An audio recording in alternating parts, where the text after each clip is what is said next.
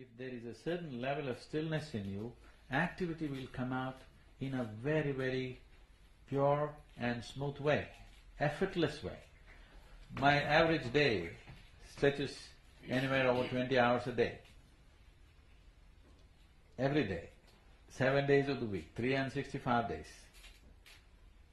Average sleep is like 3 to 4. There was a time till recently, like till about 5 years ago, I was only sleeping about 2 to 2.5 hours a day. Today I sleep 3.5 to 4 hours a day. But I'm traveling and so many things. I'm not just teaching all the time. I'm running a dozen businesses, social projects, 2 million volunteers to manage. Could you say a little on how we can help young people understand what you're talking about?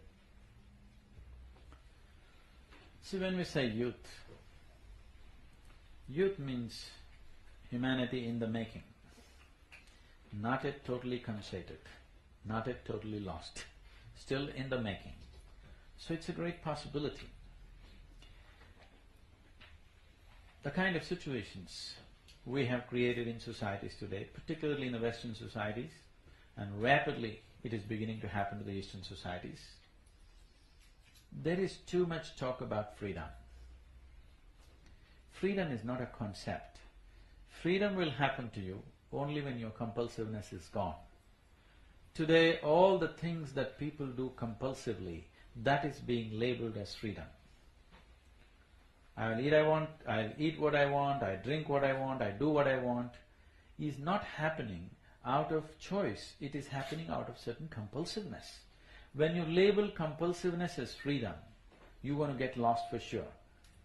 Right now, I think that's happened to Western societies big time, and it is beginning to happen to Eastern societies very rapidly too.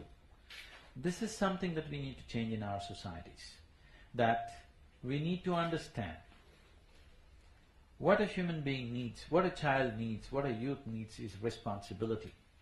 That he sees that he is the maker of his life, that he has to create and craft his life the way he wants it.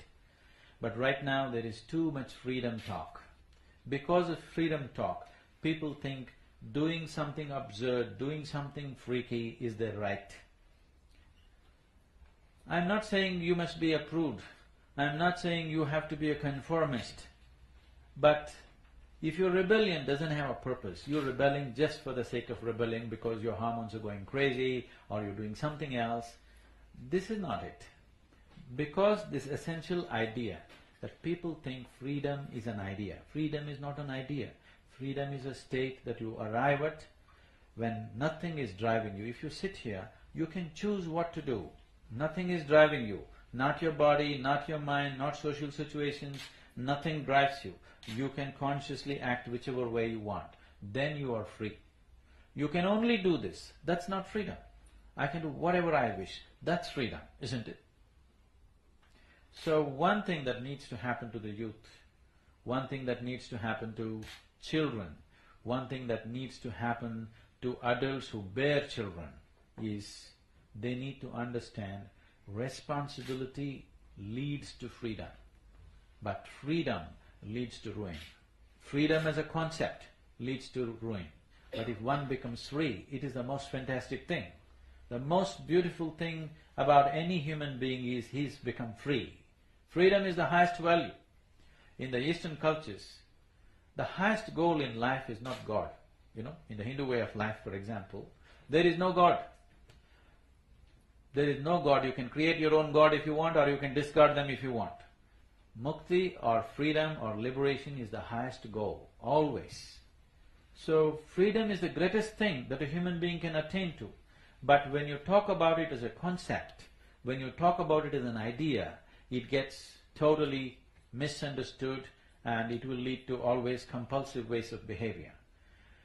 So to transcend one's compulsions, if you see one thing about the youth is a time when you're so full of energy.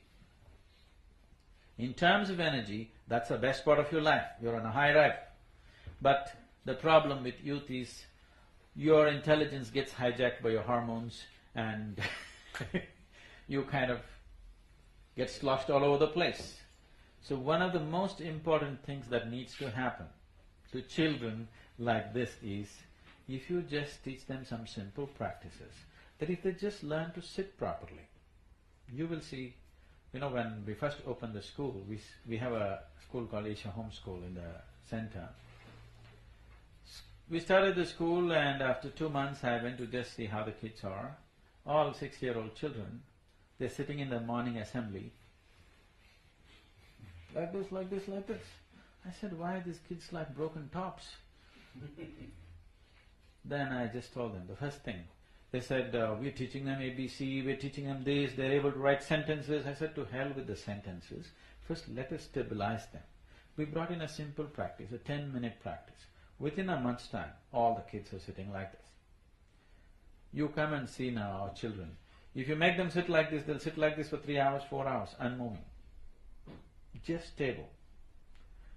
This is freedom, that there is no compulsiveness in your body, there is no compulsiveness in your mind, there is no compulsiveness in your emotion. Now you will act out of choice. You witness them? Have you seen the Samskriti kids? They just sit like, unmoving. Man is ill only because he does not know how to be still. If you just learn to sit properly, the very fundamental of your life will change. How can that be? If I sit properly, how will my life change? It's like this. A human being is in many ways placed above various other creatures in his competence is essentially because he can perceive better than other creatures. Other creatures can perceive only what is necessary for their survival. A human being is able to perceive more than what is necessary for survival, which kind of distinguishes him from every other creature on the planet. Do you remember in 70s when you had the television in your house, you're watching your favorite football match, and there is one aluminum contraption up there on the house called antenna. Suddenly your television set goes boop, boop, boop. Then you climb up on the terrace, and if you do like this, you won't get it.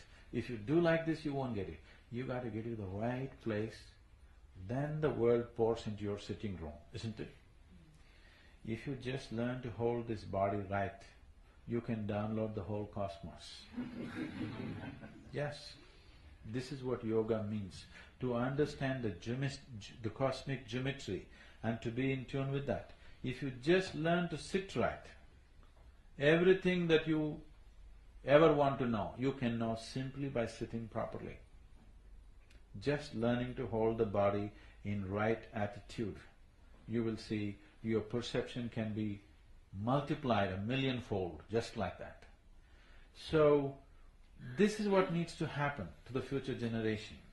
Why I'm saying this is, we are at a very significant time in terms of human history, because for the first time, for the very first time, as human beings, we are more comfortable and have more conveniences than any other generation could ever dream of. Yes?